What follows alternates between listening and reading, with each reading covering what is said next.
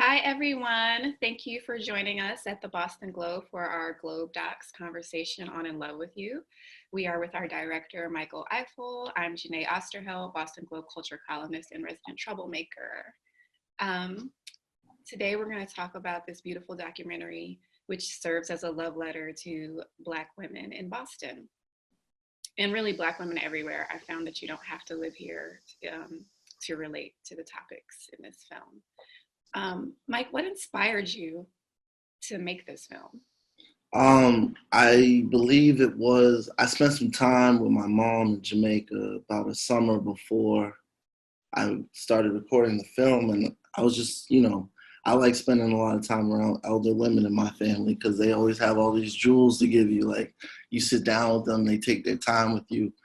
And my family is women dominated. So it's a lot of knowledge coming from them. And I didn't think they had the uninterrupted chance to just talk about themselves, all the positives they've been through, the hurdles.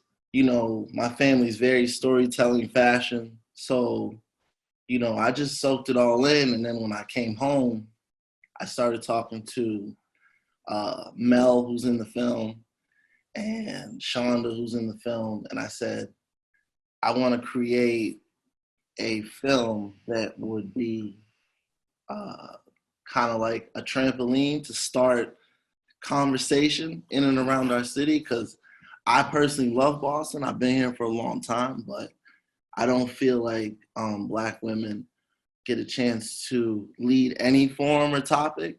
So that was where I wanted to point it towards. And then I worked with Mother Mercy, who's Johnette, and she's incredible with how she wants to lay vision down. So when we started working together, I saw it all come together, and that was easy for me. Viewers, you should definitely follow Johnette Mother Mercy on Instagram. She's always an amplifying artist in Boston and elsewhere.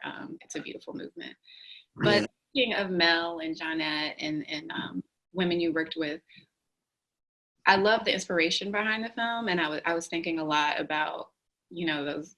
Malcolm X gets soundbit a lot. The most unprotected, disrespected woman in America is the Black woman, and that was decades ago, and it still holds true.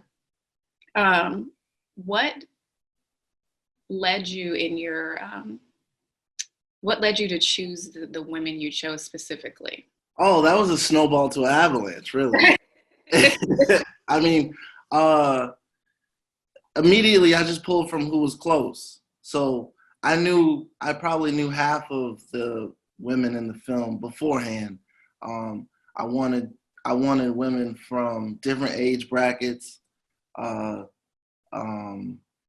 different upbringing, whether it was single parent household, 2-parent, or grandparents raised them. I wanted different career focus. I wanted some people who grew up smack dab in the city, maybe outskirt in Brockton, because I feel like everyone has their own perspective of how they grew up and in and around Massachusetts, but close to like the heavily Black populated areas, because we all have our own culture. And that's why I started pulling from all those women. And those women introduced me to other women that were in the film. So it was like, who should be in it? And then they pulled someone in, and it just became like a marriage of everybody. So a lot of them didn't know each other until the screening of the film. But Black women did what they do, and they lifted as they climb. Yeah. Yeah. I love the way you used Tracy Ellis Ross and Viola Davis, and especially Bell Hooks, and the different speeches. And something that happens with Black women, especially in America, is anytime you show any bit of passion or nuance or enthusiasm or advocacy, you are immediately labeled as an angry Black woman. Like a white woman will be labeled as like a leader and a hero and a feminist. But Black women will get crucified for these same things. And what I noticed is in what you specifically chose with Tracee Ellis Ross and Viola Davis and Bell Hooks was this permission to use righteous anger, permission to be angry. What informed that messaging? We get, so just in general, I think being emotional isn't handled the right way.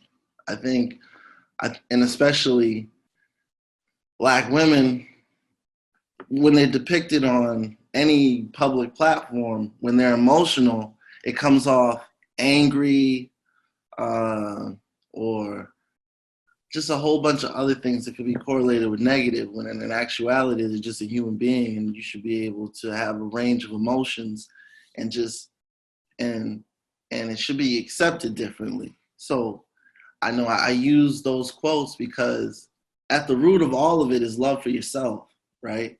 And I've always seen women in my family show tremendous love for themselves, and they've never been apologetic about, maybe maybe you need to be told about yourself, maybe, but you can't take the message of how it's being delivered. You need to listen to what's being said, and so those quotes I was listening to they just really struck with me, and they stuck with me, and I thought it was important to use those women's voices because they're very recognizable too.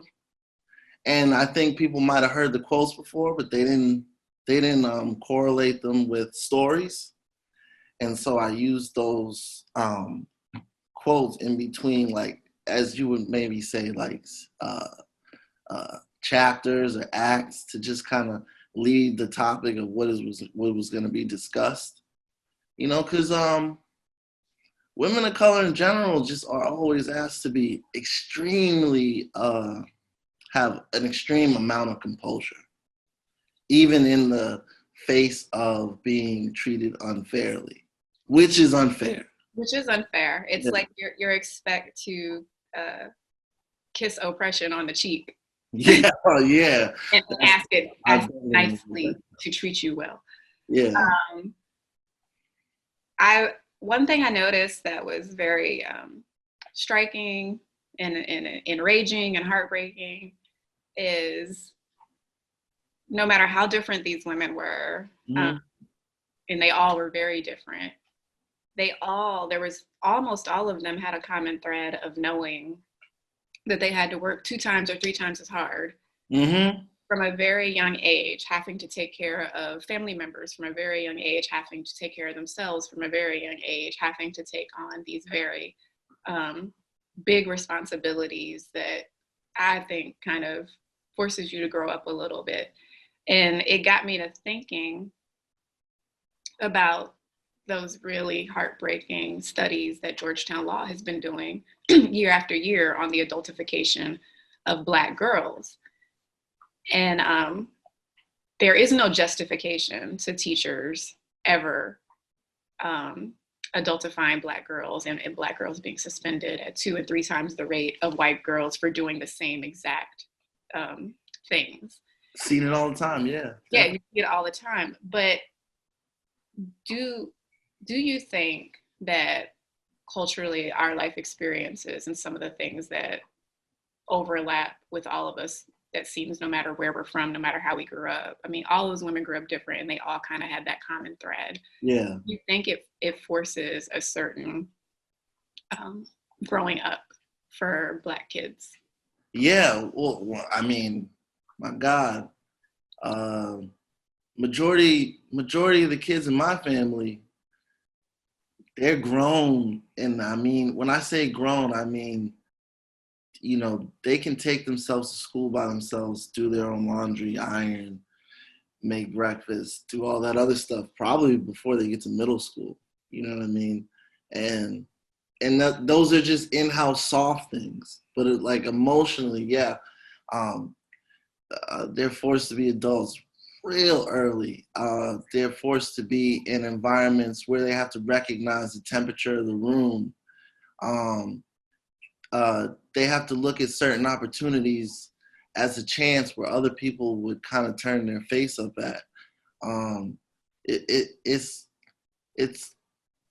there's a bevy of things that turn people into adults at a young age that I think is very, very, like, you see a ton of it in Black and brown households that you don't see elsewhere. And these women, they showed you, they told you. I asked everybody in the film. I took myself completely out of it because it didn't serve a purpose for a man's voice to be in it. So like, but I asked all the women, at what age did you think you became a woman? Like, what age did you know your responsibilities had transcended, And I mean, Elle joked around a little bit, and she was kind of like, yeah, I think now. But majority of the women said, like, 15, like 14. And I think what was so hurtful, and because it's not like I didn't know this, it's not like I didn't experience it myself, but I think because I've been seeing studies for the last few years about how white teachers think that Black girls are more mature and less in need of nurturing, less in need of care, more sexually developed. It's like, how are we protecting, if we know that we're sending them out into this world that's going to look at them this way from a young age? Like, yeah. I don't know, how can we fortify them better? And when I was watching the film, it just made me kind of replay, because I've written about this very topic many times, like the adultification of Black girls in studies. And it was just like, I'm listening to all of these different Black women of different ages and backgrounds and upbringings and cultures. And I was just like, wow, like it's coming at us very differently, but from both sides. Like, and it's just an interesting thing. I want to remind all of our viewers that you can ask a question using the Q&A feature at the bottom of your page. So definitely please join in on the conversation, and I will make sure to ask Mike your questions. What was the most challenging aspect of, because like you said, you are a man and you're holding this space for Black women, and that's like that's how you are an accomplice instead of an ally. Like, right. Accomplices. We need accomplices. But what was the most challenging part for you in removing yourself and holding this space? I don't want to sound crazy, but I don't think. In the beginning, I knew immediately I needed to work with a woman to understand, what can you even ask a woman who might have been through any type of trauma? What's it called? Mansplain? Yeah. I didn't want to be caught in that web. So working with Mother Mercy, she would be like, instead of asking the question this way, you should ease it in this way. Instead of following with this, just let everyone kind of just download and just let them lead the topic. So I didn't have a hard time, because I think all the women were also prepared to just speak, and nobody had knowledge of the questions I was going to ask them before I started the film. I asked them all the same questions the day of, on the spot, because I wanted real-time reaction. And so, what did you learn about yourself though? Like, I find, like you said, you turn to the elders in your family. Your family's led by Black women. But how does that make you? How has it informed you, and how has this film changed you? What have you learned from these Black women, and how has it changed the way you deal with Black women in your life? Definitely affected my emotional intelligence. Like, I thought, we grow, and then you think you reach you think you plateau emotionally, and you understand, and you listen well, but this brought the people I knew fairly well to a more sensitive space with me. And so I think it turned me into somebody who wanted to be, I already wanted to be more of an advocate for women of color getting their just due. but this kind of turned me a little more into like now when I would have minded my business before, I kind of intervene with strangers if I see wrongdoing. When before I was just like, you want to play it safe, but now I'm not as concerned as playing it safe because I just understand how much damage can be done when you actually do mind your business. That I think that's what. And so like whether it's associates I know or friends I know that may have been not all the way educated on how to speak or treat or open up doors for women of color is now I think that's where it pushed me more so now than it was before. Like, that's Well, we are each other's business. yes, 100%. Yeah, yeah. And that's Black women are at the forefront of all of the civil rights movements Mm-hmm. and in the feminist movements, and it's Black women that are bearing the brunt of this work at the Black Lives Matter movement. Like, they always show out and show up and hold space, but often get erased in dialogues around these movements. Yeah. So I think your film kind of also um, pushes people to recognize the work that Black women do. What did your mother think when she saw this piece? My mom cried, and my mom doesn't cry. So, like, my mom's tough as nails. My mom was a 17-year-old immigrant in Boston and went to Northeastern and was just out here by herself. And my mom has told me numerous stories of how at every level of accomplishment, she's always had to face people who are naysayers, racists, prejudiced, what may have you. There's no back down in her. And I think that's when she finally looked at me and she was like, I think you get it now. I think you're understanding the road we have to walk, you know, and she was never the type to like beat it down on me and be like, Mike, did it, because like I said before, my family's female dominated, so I get it from a lot of different places, but my mom was very happy and very proud to know that I'm trying to show other people, just what goes on in our community and that we shape the community for others. So it's like, that I think that's where she was, how she really felt. That's how a lot of the women felt in my family, honestly. Valerie finds Zachary would like to know a little bit more about how long it took to make the film and edit and produce. Like, what's the technical journey Oh, okay. with? Well, we took one summer filming, um, and then we started editing in September, and the film was done by Christmas.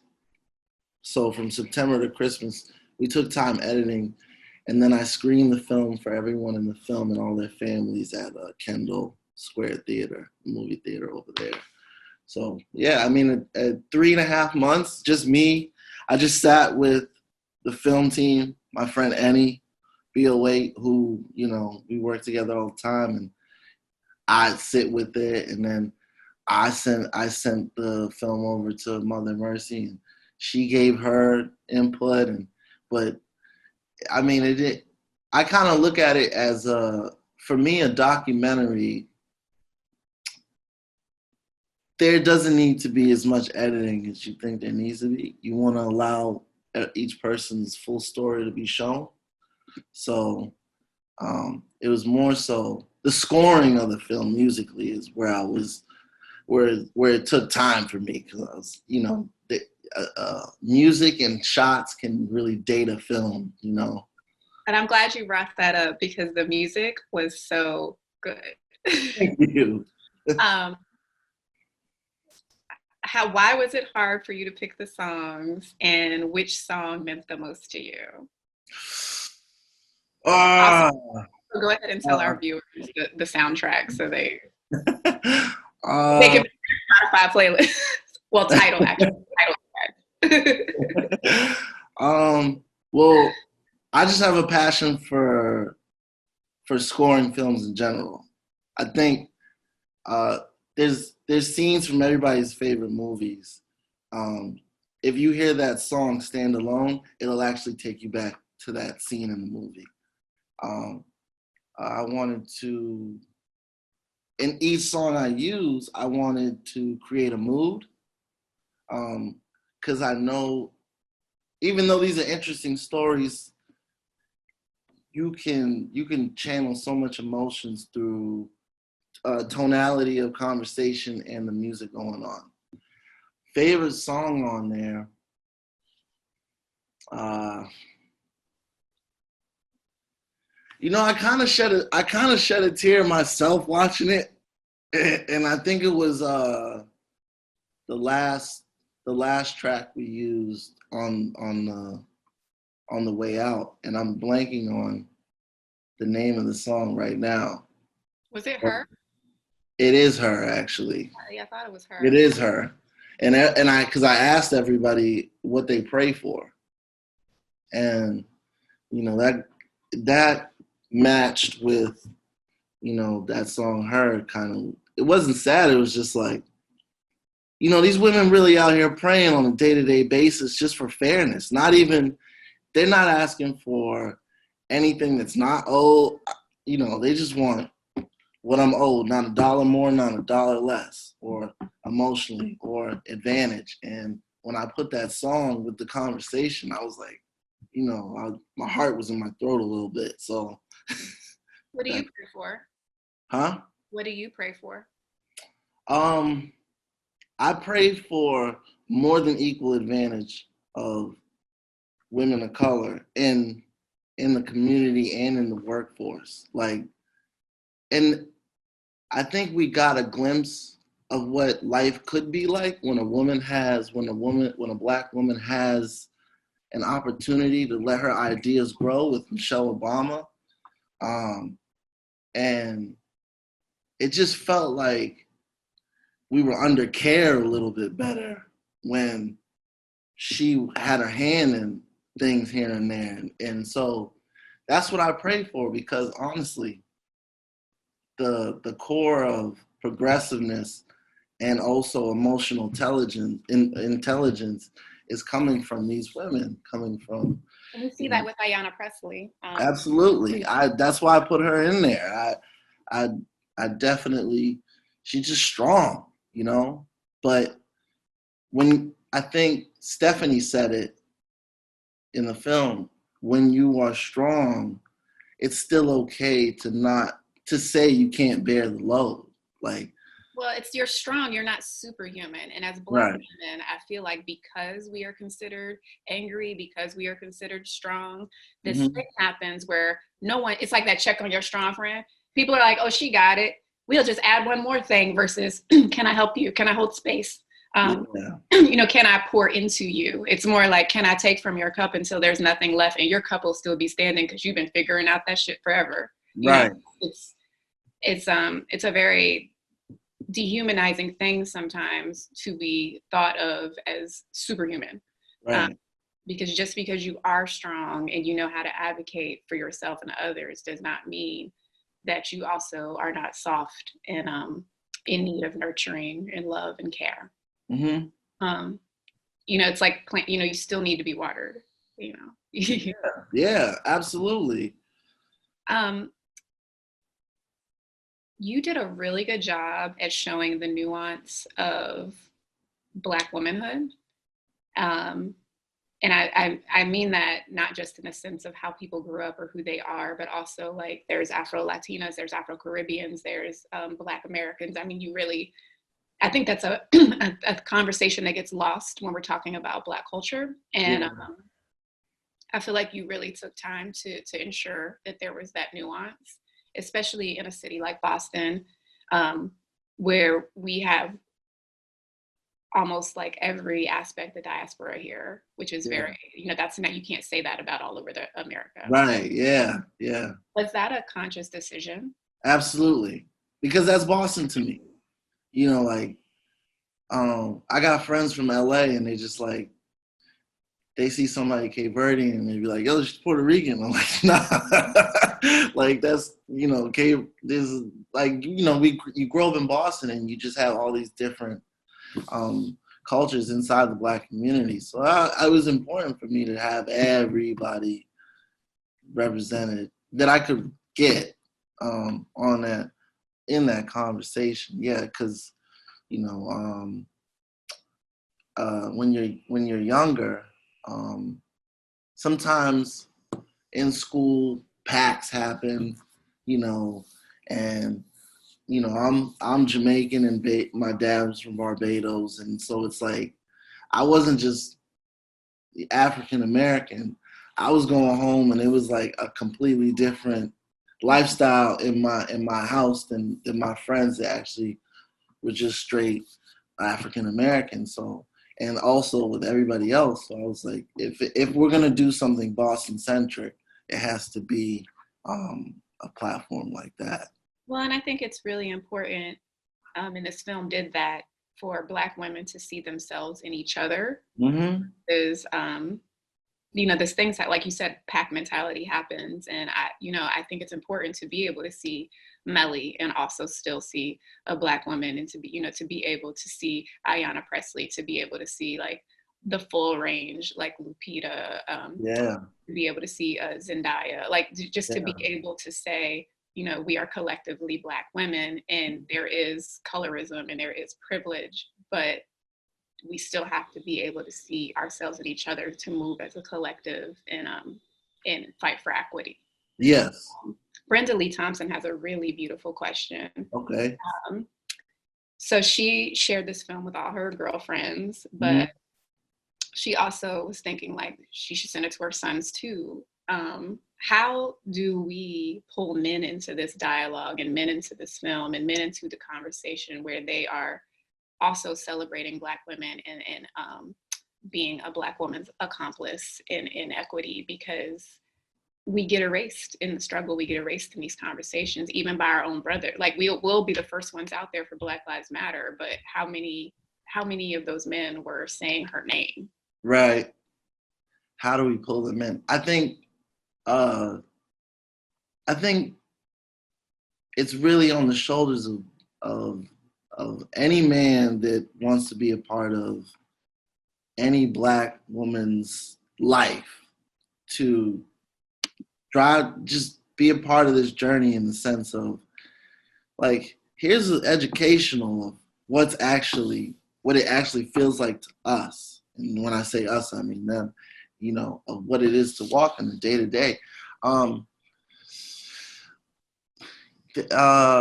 If I had the straight answer for that, I would have it. But I think it's just more so emotional intelligence and responsibility. Like you can't ask to be a part of someone's life if you don't want to at least try to digest what they go through.